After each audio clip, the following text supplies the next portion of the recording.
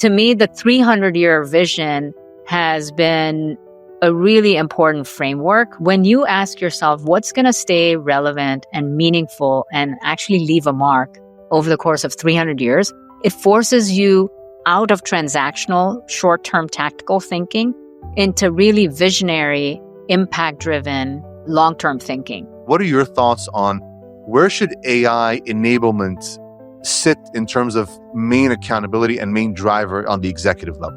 Well, I'll tell you where it should not sit: in the IT department. If you're thinking of AI as an IT responsibility, you've already failed.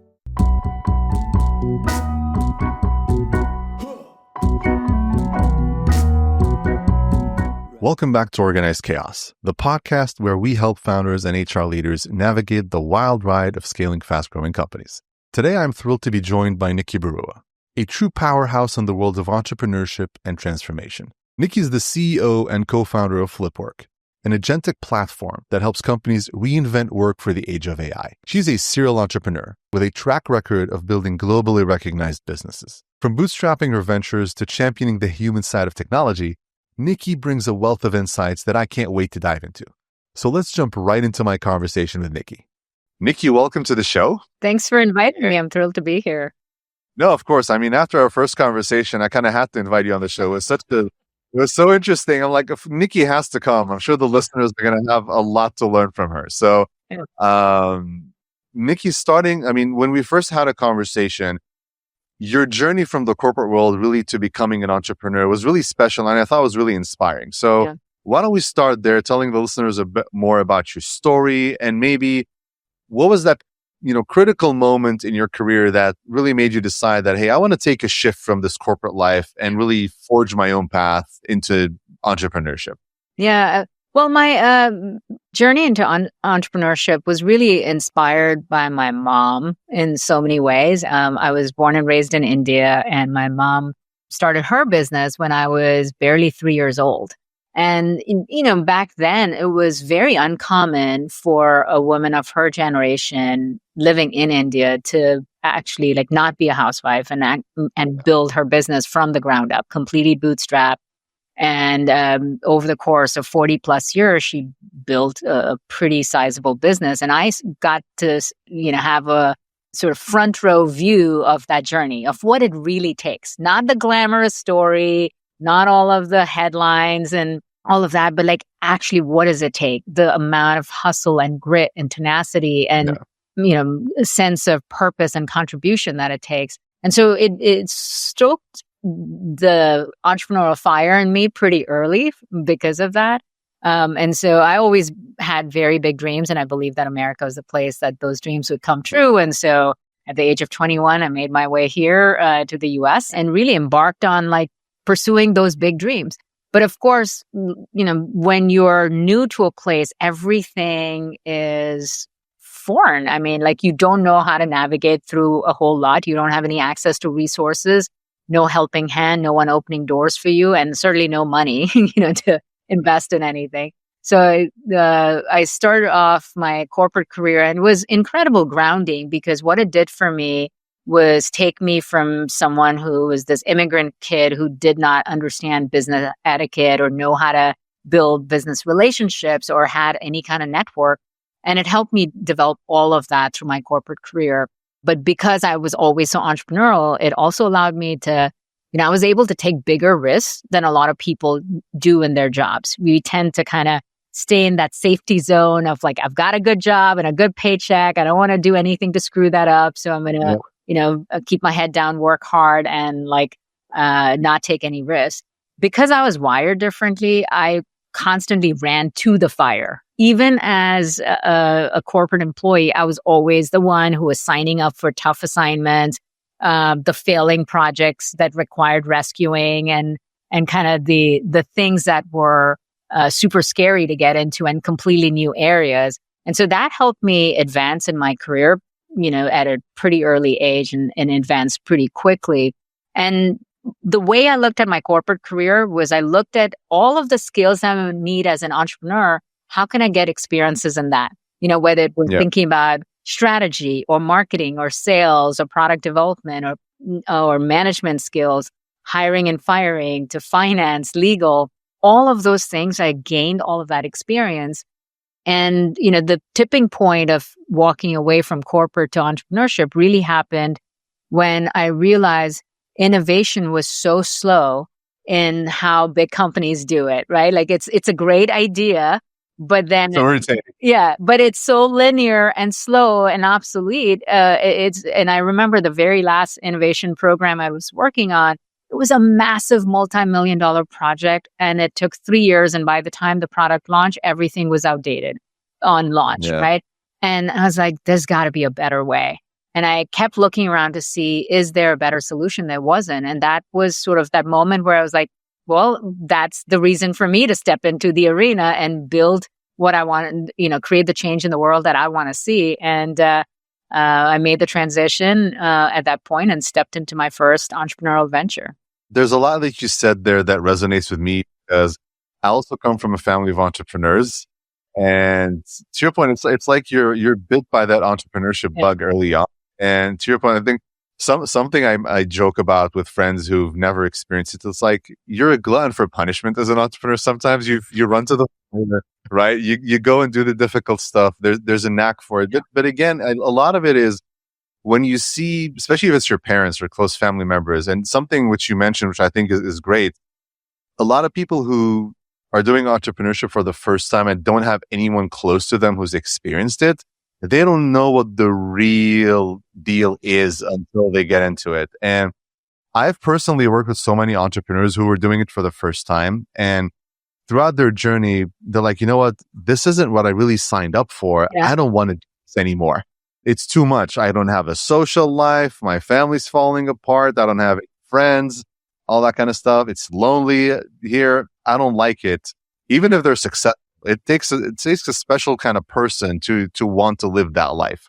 Yeah, I think the gap between expectation versus reality is pretty shocking to first-time founders, yes. Especially the ones that don't come from an entrepreneurial background or environment in that, because media has done such a disservice to, any person with entrepreneurial ambitions, because a story gets painted of all the upsides.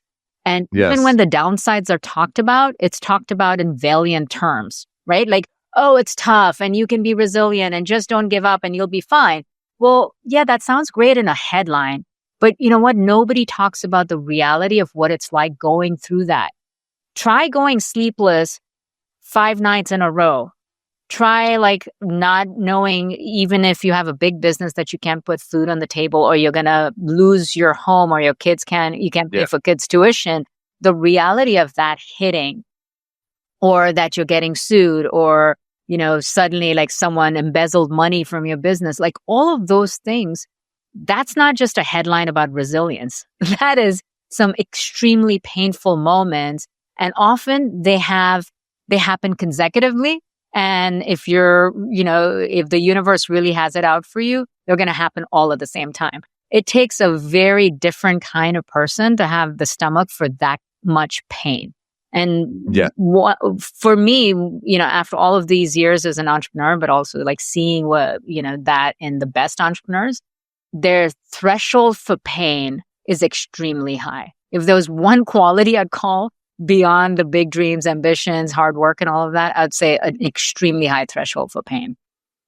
No, yeah, I totally agree. I mean, they are a special species, entrepreneurs, for sure. But God bless them. They run the economy, right? Yeah. Hey, most businesses today are small businesses and running on entrepreneurs like you. So Nikki, when you and I had our first chat, we started talking a lot about, startup companies, the ecosystem. And we had this conversation about bootstrapping versus seeking capital. And you and I kind of hit it off a little bit in terms of yeah, probably if you can bootstrap and you can survive that way and grow that way, that's probably the better approach. And you talked about a little bit that philosophy of the 300-year company, and how that mindset really it helps really avoid some of the pressures that you deal with in a VC or PE backed organization. I'd love it if you can talk a bit more about that and tell us more your perspective as to why you think bootstrapping is probably the better option in your opinion as versus to seeking capital, which again, as you mentioned earlier, if you look at the media and the news and all that, you always hear about these, capital, Yeah. intensively funded organizations because those are the ones that make the headlines. But Yeah. something I usually tell companies and entrepreneurs is that they make up like 1% of the whole ecosystem. Yeah. So would love your take on that. Yeah, there's a lot of myths when it comes to the right way to capitalize your business. And again, because there's the sexy stories in the media that talk about the massive multi-million-dollar fundraises and how it turned into billion-dollar valuations, and the founders instantly are like paper rich, right? It's a very seductive story, and it's easy to feel like that is the formula for success, because why wouldn't you want to one day be a college kid and a year later be a billionaire? Of course it's easy. It falls into the trap of get rich quick schemes that people have been peddling for centuries. But here's the thing, I would say it's not so much that bootstrapping versus an investor funded business, one is better than the other. It's not so much about that. It's knowing what is the right thing to bring your solution to successful outcomes. Like what is the right thing for your business model and for the kind of business you're trying to build.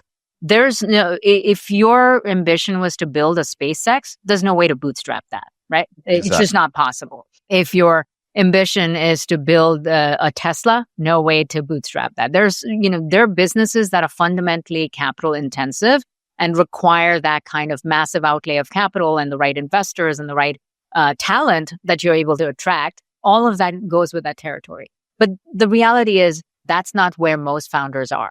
There are very few founders that are out there dreaming of the next Tesla, SpaceX. Most of the founders are really trying to make a living, be their own boss, and enjoy the freedom and flexibility that comes with business ownership. For those founders, that's the part that I'm talking about, that bootstrapping is the right answer in those situations, because your desire for why you're starting a company, what you're really trying to achieve from that, your lifestyle needs and expectations will not correlate with what investors will demand out of you. If they're even willing to invest in you. First of all, they might not invest in a business that isn't, delivering outsized growth in 3 to 5 years. But even if they did, it would never line up with what will be asked of you. And so be very clear about whether you are truly willing to pay the price for the kind of outcome you are seeking. It's easy to fall in love with a dream, but we don't often stop to ask, am I willing to pay the price to achieve that dream? And that's the thing, you have to have a very honest conversation, not one driven by media headlines. To me, the 300-year vision has been a really important framework with which to think about that. When I think about a business, I'm not thinking about, hey, what do I want to build, and where will it be in 5 years? When you ask yourself, what's going to stay relevant and meaningful and actually leave a mark, over the course of 300 years, it forces you out of transactional, short-term tactical thinking into really visionary, impact-driven, long-term thinking. And that's the value of it. It's not necessarily that your business will last 300 years. It just forces you into a different mind space. And from that perspective, when you identify what is the problem worth solving for, that you are deeply passionate about, that you will dedicate your entire lifetime to, and you're willing to take all kinds of risks to achieve, it brings out the real answer, not one that is superficial or connected to the latest fad or, or what your peers are doing. It comes from within. And when you think of it from that long-term context, the other thing that the benefit of that is it also helps you manage your expectations. Because if you're building a 300-year company, you're not thinking of an exit in 3 years. You're not going to be impatient and you're not going to be greedy or give up. Like, you're just focusing on the joy and the journey, not the destination. Hey, Nahed here. Are you enjoying the podcast so far? If so, I have 2 quick things for you. 1, go ahead and give me a rating wherever you listen to your podcasts so more HR leaders and founders like you can find this content too. And 2, if you like this episode, then you're going to love my latest course, the Startup HR Operating System. This is the course I wish I had 15 years ago. It is the culmination of everything I've learned working in startups around the world. And I have a special deal for you. The course launches soon, and if you join the waitlist by January 31st, you get the first 4 modules for free and an 80% discount when the course goes live. The full course will include more than 20 hours of video content, guest instructors, and tons of tools and templates you can implement right away. But you only have until January 31st to join the waitlist. So click the link in the show notes below and join. Now back to the episode. Yeah, exactly. The business fundamentals, keeping it sustainable, not trying to, something that I've seen personally with working with a lot of companies that have some kind of third-party investing. To your point, there's a company I always reference to that, without naming names, that I worked with like 5 years ago. Again, first-time founder. They were growing pretty quickly to the point where they kind of overextended and they had to actually go to an investor because they kind of overstretched their capabilities. And they're like, okay, if we don't do this, we're going to go out of business. As opposed to deciding to scale down and think long-term, like, no, we're going to charge ahead and keep doing what we're doing, but we're going to go get some investment capital. And this company was tripling revenue year over year. They're in the e-commerce space. What ended up happening with them is that, just as you mentioned, same thing played out. They went and they got some investment capital, but the expectations that were set on them and the cost of it was something they did not expect. The founder and their entire founding team were ousted in 18 months. Like they lost the whole thing completely. They were out.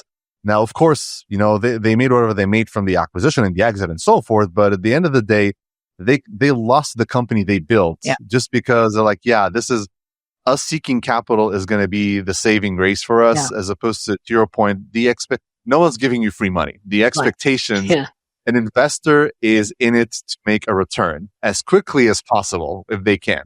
And I love that you mentioned, especially the capital intensive businesses. I mean, I think the AI space today is a good example, right? Like the open AIs of the world and all these different companies. Yeah, those are businesses you cannot bootstrap because the amount of capital you need to get off most of the businesses that fall in the invention bucket, you can't really bootstrap, right? Like you do need capital, no matter what your source is, but you do need capital for that. But most businesses are not true inventions. They're just iterations of something that already exists. And there's so many ways to finance that. And if you have the patience and you're willing to go slow, you're not going to burn through that much cash that will require you to get desperate and do desperate things. So patience and sustainable choices is just one of those, important mindsets that founders have to have. No, I agreed. And, I mentioned AI briefly right now, but you and I had some interesting conversations on AI, and you're someone who's deep into the AI space. So you're probably the best person to ask these questions about AI, but it's all the craze right now. Everyone's talking about it. Every day there's something new, models doing things that we thought were unfathomable, 2-3 months ago. But from business and companies today, what I'm seeing is that a lot of businesses are really focusing a lot on the AI technology aspect of things and trying to force fit into how it's going to make our business more productive, cut costs and so forth. But it seems like there is they're kind of ignoring the human element and human transformation part that is needed to leverage AI to its full capacity. And I know you have some opinions on this, but for leaders who are listening, what do you think are really the biggest risks that businesses are running by failing to address really the people side of things, like, how we work, the reskilling aspect, changing the habits of work, shifting the mindset? What are some of the things that from your perspective you're seeing that could get businesses into trouble if they don't address these things pretty soon? Yeah. Well, we're already seeing evidence of that from the market where there's so much shiny object syndrome and executives, rightfully so, kind of feeling the pressure because the boards are asking them what they're planning to do with AI. Their teams are asking for direction. And so they're squeezed in the middle trying to make sense of it. And the easiest thing to do if you're in that situation is to buy more AI tools, of course, there's a million tools emerging too. So every day as an executive, you're getting pitched on some vendor showing you some kind of tool and you're like, okay, well, maybe that's the silver bullet, right? Like that's the answer to it. But the danger in just doing this, pile up of tool after tool after tool without considering the human side of it, is that you're going into the future with yesterday's skill set, mindset, and identities. What's happening right now is essentially we are transitioning from the post-industrial era into the AI era. And you have to recognize that every time there's a massive, shift of an era, it's not just technology that is changing, it's humans that are changing alongside that technology. And unless you address that part, it's sort of like driving a fast car while the last experience you had was, a horse carriage, right? The skills don't translate. You can't be the best horse carriage rider and then put you in a Lamborghini and think you're going to figure it out. You need to shift how you think about you and the machine. And that's the same thing that's happening right now is we are leaving people in the previous era, but our tool set and our tech stack is of the future. And in that gap, I call it the exponential divide. And in that exponential divide is where ROI gets lost, where opportunity is lost. And really that's where a lot of fear and confusion and chaos emerges in the company. Because as a person who's in the workplace, you're kind of looking at this saying, wait, this is how I did my job as a marketer, as a salesperson or an engineer. And now suddenly you're throwing tools that can do my job, but you haven't even told me how am I supposed to, what parts of me do I shift? What parts of me do I shed? And unless there's guidance to do that kind of reinvention, you are really not only leaving your people behind, but you're not going to get any real value out of the AI investment. No, that makes a lot of sense. And I'm sure you saw that MIT report that came out and was this crazy buzz around it a couple of months ago, right? That 95% of pilots fail. Yeah, I mean, to be fair, some of the things about the research were a little skewed. Like it was a very small sample set and all of that. But if you ignore, the idiosyncrasies of the research itself, the headline still holds in that companies are diving into AI with no clear purpose, objective, or a pathway for their people to make that transition. And that's really the biggest takeaway of that. And just like we just talked about, I think that what you have to recognize is it's a shift in an era, not just a step change in the technology. If you just think of it as, we went from version 4 to version 5, well, you're not going to change people, culture, all of that stuff. But if you think, we're going from dial-up telephones to like the most advanced, iPhone. Now that's not just a version improvement. That's a completely different way of how we use our phones today is not how our grandparents use their phones, right? It's a completely different relationship that we have. And that's the part to recognize is, how are you amplifying what makes each person uniquely human and allows them to create value, and using AI as a coworker, if you will, like the digital twin of each person, that together they can achieve more rather than simply looking at it as a binary choice. Either I keep the human or I keep the machine. That's not a binary choice. It needs to be an exponential decision of this times that. There's a very recent example of this. I don't know if you know the company Zapier. Mm-hmm. They work for automation tools. So they recently had a publicly open company all hands. It's the first one that they've opened publicly. This was a couple of weeks ago. I attended that. It was very fascinating because they focused a lot on their AI roadmap and how they're implementing it. And they showed live working demos of how they're applying it to augment the work of their people. And it was really fascinating. And I'm sharing it with everyone that I know who's into that thing, because they started with sharing, okay, what is the purpose? Why do we want to bring in AI? What is the end game here? What is, they're being very purposeful about it. And there's ownership, but also it's a mix between human capability and machine, just like you pointed out. It's not one or the other, or just throw AI in and let's hope, it works out for us. One thing interesting I saw from them, and I'm seeing a lot from many companies, I'd like your take on, is that I'm hearing in the HR space and founder space specifically, is who should own ultimately the responsibility of AI enablement in the organization. Zapier, for example, has integrated it with the people function.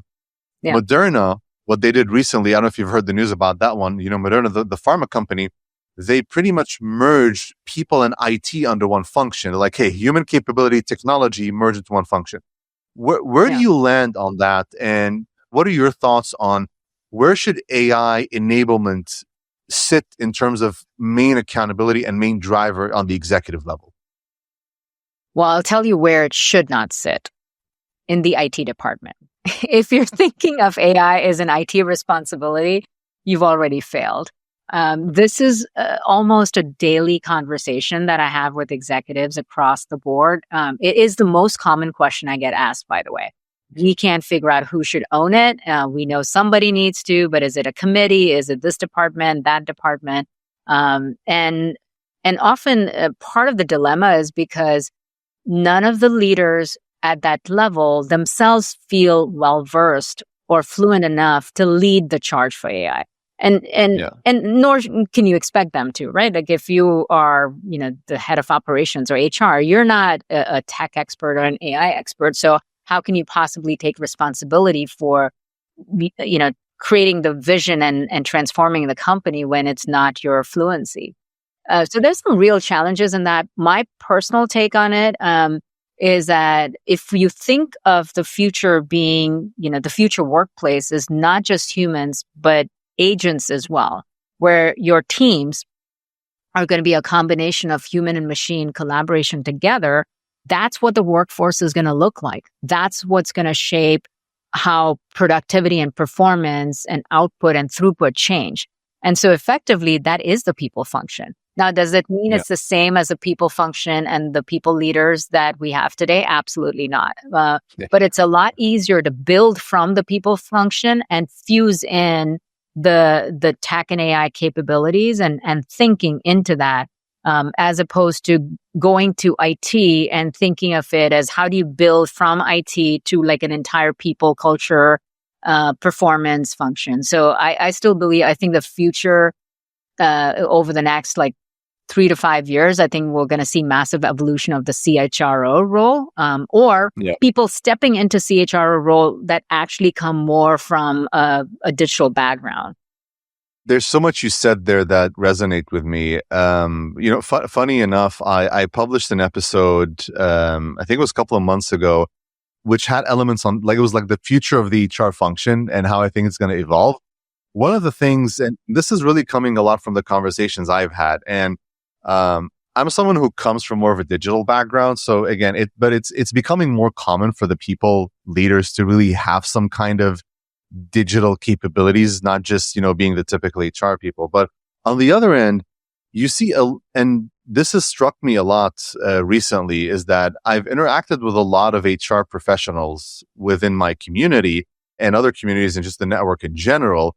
There is a fear of owning the AI responsibility or being held accountable for it, because there is this sentiment, like you mentioned earlier, is that, hey, we're not experts in this. This is all happening very quickly. It's also new. We're not sure what to do with this.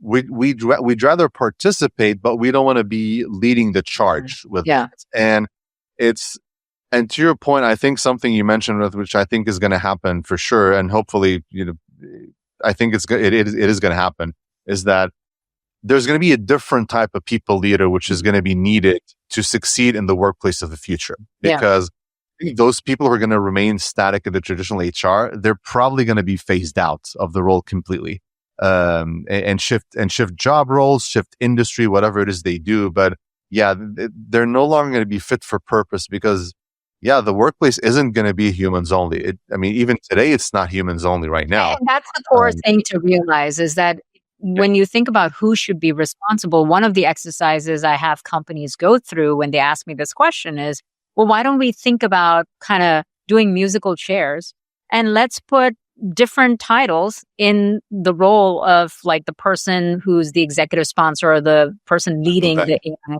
transformation, right? Okay, you want to start with CMO? Okay, well, that doesn't fit. Let's do head of sales. Let's do head of operations. Let's do, you go through that round and they're like, oh, I see why this would be too much of a vertical. It's not good. It has to be something that's a horizontal function by definition.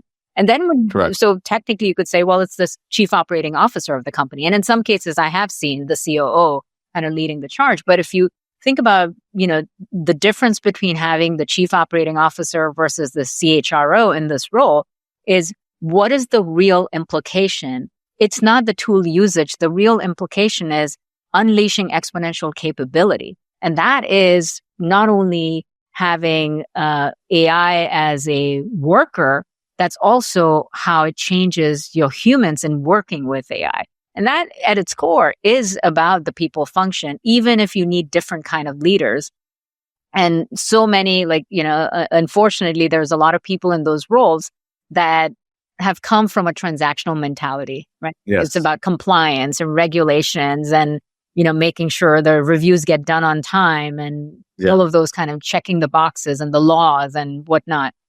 That mindset is not one that will work in this era. Exactly. You need a transformational mindset, and you need transformational executives leading it.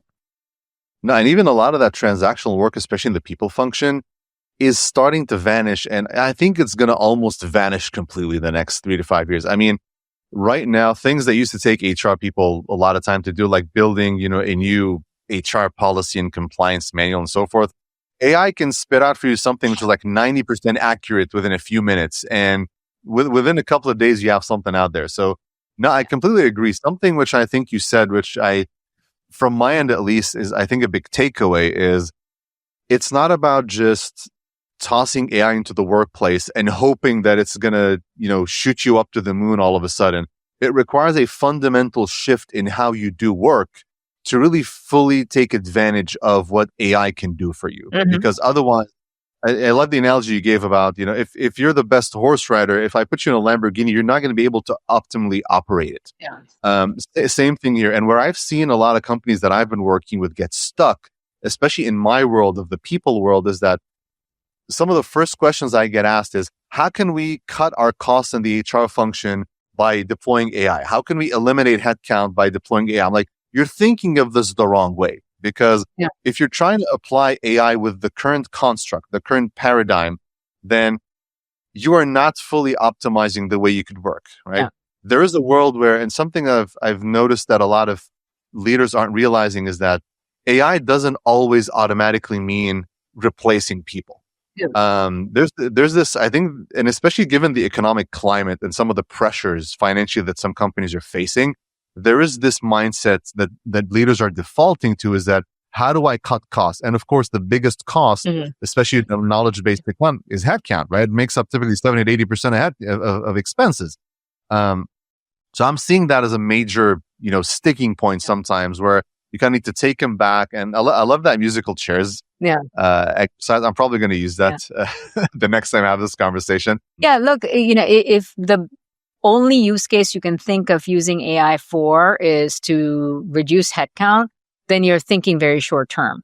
Because, what it should do is replace tasks and jobs, but that is roles rather than the person, right? The opportunity it really provides is, how do you unleash human potential and apply it to higher value activity that machines cannot do? And from that released capacity, how do you take on different things that you weren't able to do before? Either increase the throughput of what you do, increase the output of what you do, or move into higher level outcomes that weren't possible before. The fact that you can achieve more without adding headcount, if all you're doing is reducing headcount, all you did was reduce capacity with no real exponential gain in that. So that's very short-term thinking, and I think it will impact the companies that are doing that. With all that said, I think there are definitely lots of jobs that will get eliminated because they're truly administrative and repetitive and not value-added.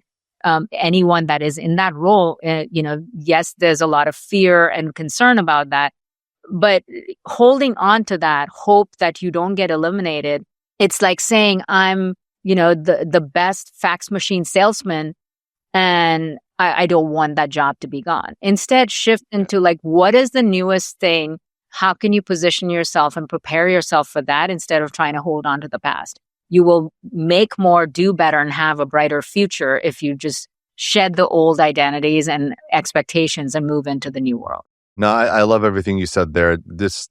again, it's a mindset shift, from leadership downwards. And again, it's a new way of doing things. But Nikki, before we close things off, so tell us a bit more about your company, Flipwork. What you do, how you help companies, and again, you are kind of in the middle of that AI revolution. So tell us a bit more about what you do and how you help companies. Yeah, Flipwork, think of us as the operating system for the agentic era. Right now, all these companies are going through exactly what we discussed on this podcast, which is, they're moving into the future with the tools and the identities and the skill set of the past.